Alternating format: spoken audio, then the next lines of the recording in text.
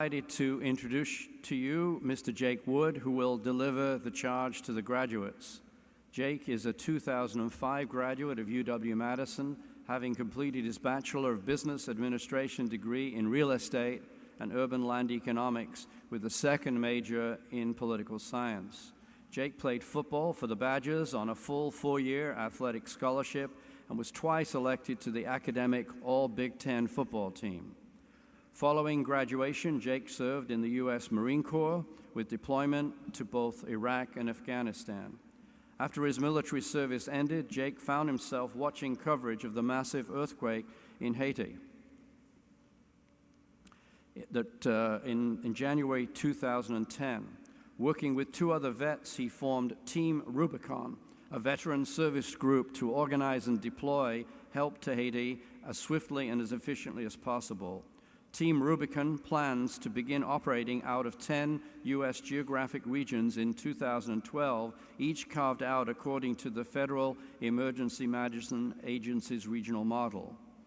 As a leading veteran advocate, he speaks around the country on issues facing returning vets and serves as a member of the veteran-focused committees, including the Clinton Global Initiative, the Veteran Innovation Center Executive Operating Committee, and the VA Emergency Response Committee.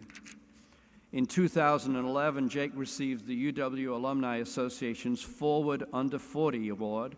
He received GQ Magazine's Better Men, Better World Award and the Big Ten Conference's Live Big Award for his work with Team Rubicon. Please join me in welcoming one of our alums, Mr. Jake Wood.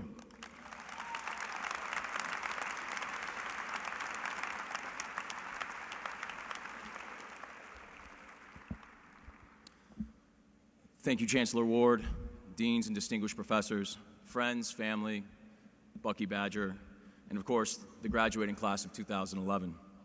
It's an honor to be here today and to be allowed to share this incredible milestone in your life. I remember my own graduation just 6 short years ago. In the weeks and months leading up to it, I ignored the repeated emails asking me to reserve my gown at the university bookstore. When 1 week came before the ceremony, I walked into the bookstore, chest full of pride, sauntered up to the counter and said, "I need a graduation gown." Without looking up from his Daily Cardinal, the guy behind the counter said, "What's your name?" I said, "Jacob Wood." He typed it into the computer, and in between sips of Starbucks coffee said, "You didn't reserve one." I soon learned the hard way that gowns for 6'6", 240-pound guys aren't kept stocked at the university bookstore. I was out of luck. Running out of options, I called a couple of guys from the football team who had graduated the previous December, and I found my robe, and disaster averted. Then, when Sunday came, I showed up here to the Kohl Center with my family in tow, full of pride once again, only to discover that the university had changed their robes. You see, my robe was a shimmering sateen black amidst a sea of matte cloth. My mother, who knew the level of procrastination I was capable of, was absolutely mortified. When my peers asked me what the deal was with my robe, I simply responded, "It's an honors robe." And thus began my glorious transition to Wisconsin alum. I'm sure that many of you were hoping for a more distinguished speaker to come here and address you for this charge this afternoon. Unfortunately, Aaron Rodgers, President Obama, Lady Gaga, that guy on the show Happy Endings that wears the Wisconsin Badger hat, all had other things going on. The Badger Herald editorial staff shed light on the issue in a recent article, saying, although the efforts of current class officers are appreciated, the university's inconsistent organizing of commencement events from year to year ensures the absence of top-tier speakers. Well, I'm not top tier, but I'm very, very happy to be here, and I thank you very much.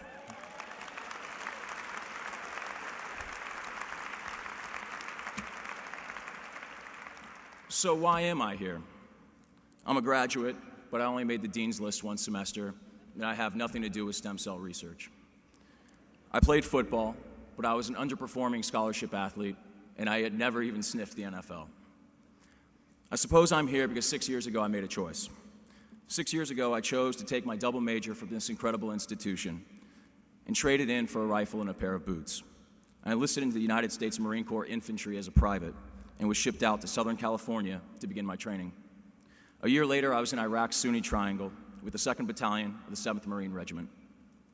2 weeks after arriving, my squad of 13 men was attacked. I lost a friend, Blake Howie. In the explosion, my squad leader, Sergeant Rosenberger, was wounded and evacuated. And as a side note, I'm proud to say that Sergeant Rosenberger today in Pennsylvania is being commissioned as a lieutenant in the United States Marine Corps, and our military is in good hands for many years to come.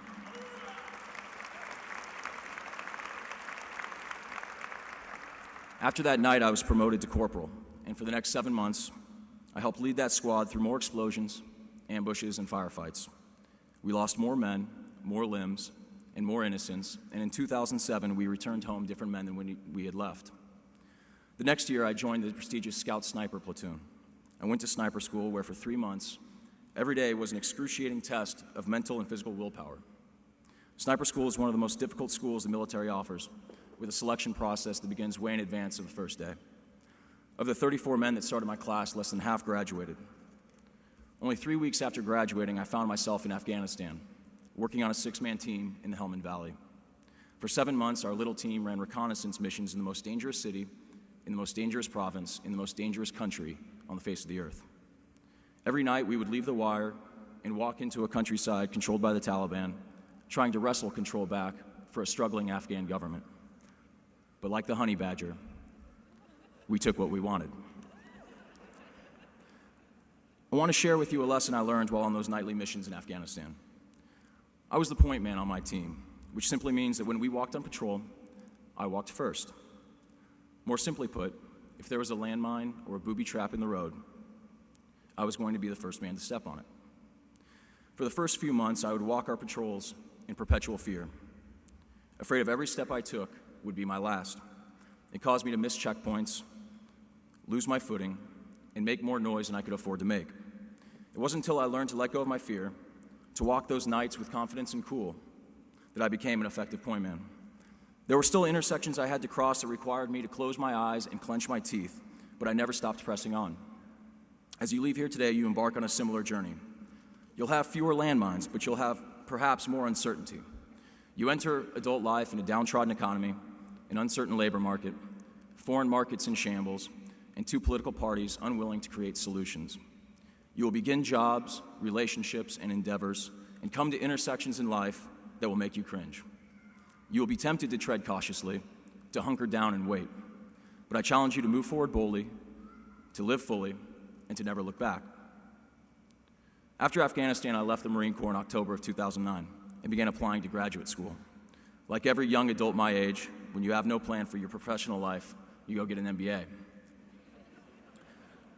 I finished my applications in early 2010, only to wake up days later, much like I had on 9/11, and turned on the news. Unbeknownst to me, an earthquake had ripped through Port-au-Prince only hours before. The images that greeted me on the screen were ones of utter destruction. I sat and watched, transfixed for hours, before finally deciding that I needed to go and help.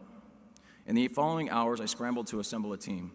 I called numerous friends who had numerous excuses not to go, until I called a former Wisconsin roommate, Jeff Lang, and I posed the question to him, "Jeff, will you go to Haiti with me?" His response was simple, "Sure, dude." We started raising money and awareness on Facebook, and within minutes I received a call from a friend and a fellow Marine, William McNulty. I picked up the phone and he immediately stated, "Jake, it's McNulty. I want in." Team Rubicon was born, and within 96 hours we were in Port-au-Prince, surrounded on all sides by sights of destruction, smells of burning debris, and the screams of thousands of injured. For the next 2 weeks, we worked in small, fast-moving teams. We went into parts of the city no other organizations would go, and conducted medical triage clinics in some of the hardest-hit areas.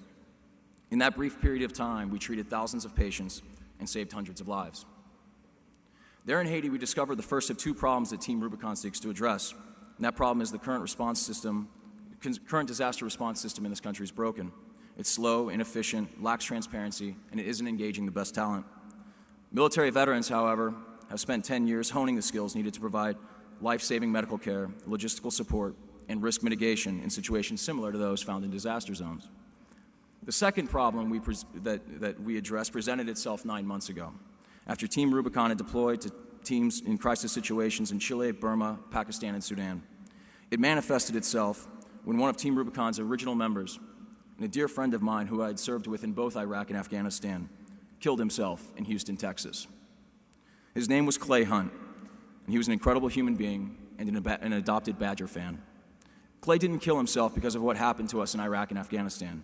He killed himself because of what he lost when he came home: purpose, self-worth, and community.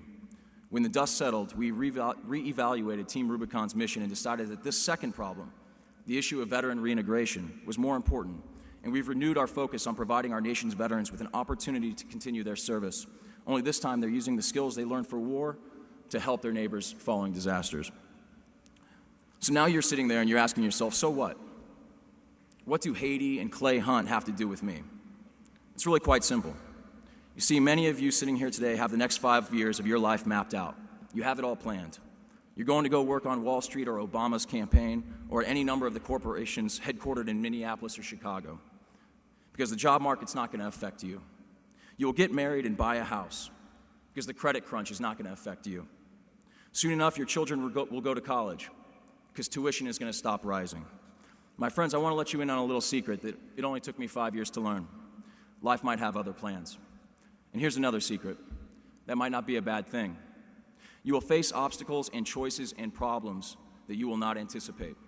I ask that when you see an obstacle, you climb it.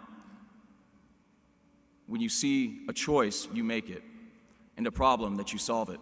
And if you do those things, if you clench your teeth and close your eyes and walk forward into that uncertainty, then I will let you in on a final secret. You just might fail. But failure isn't always bad. I failed as a UW football player and I ended up a United States Marine, and that's not that bad. I want to leave you with one final story. While in Afghanistan, my sniper team was embedded for a few weeks with an Afghan army unit. One of the soldiers looked eerily like Ashton Kutcher. Since he was a native Pashtun, we naturally called him Pashtun Kutcher. One day I was sitting around a small fire sharing tea with the soldiers, wearing a camouflaged Wisconsin hat that I often wore in between patrols. At one point in the gathering, Pashtun Kutcher leaned over and tugged on the brim of the hat, pointing to the W. Through an interpreter, he asked me what the W meant. And through the interpreter, I responded back that it was my university. He didn't know what a university was, so I explained it to him. I told him it was a place where men and women gathered together to live and learn and, of course, party. At first, the idea of Western universities offended Pashtun Kutcher's conservative moral code. But after a few minutes of staring off into the sky and nodding his head to himself intently, he said something to the interpreter, who turned to me and said in broken English, "Mr. Jake, he said that maybe one day Kandahar can have such a place." I don't tell you this story to shed light on the progress in Afghanistan, but instead to shed light on the progress in America. You see, in a few moments, you will walk across the stage and receive a diploma from one of the great public institutions in this country. The University of Wisconsin exists because of the great state of Wisconsin. And the state of Wisconsin exists because of the nation that we live in. And it comes back full circle, because the United States is made possible by people just like you. We are living at a time when Congress has an all-time low approval rating, crooks abound at the tops of industry, and scandal permeates some of the finest institutions in this country. And if we choose to focus only on that, it is easy to be discouraged.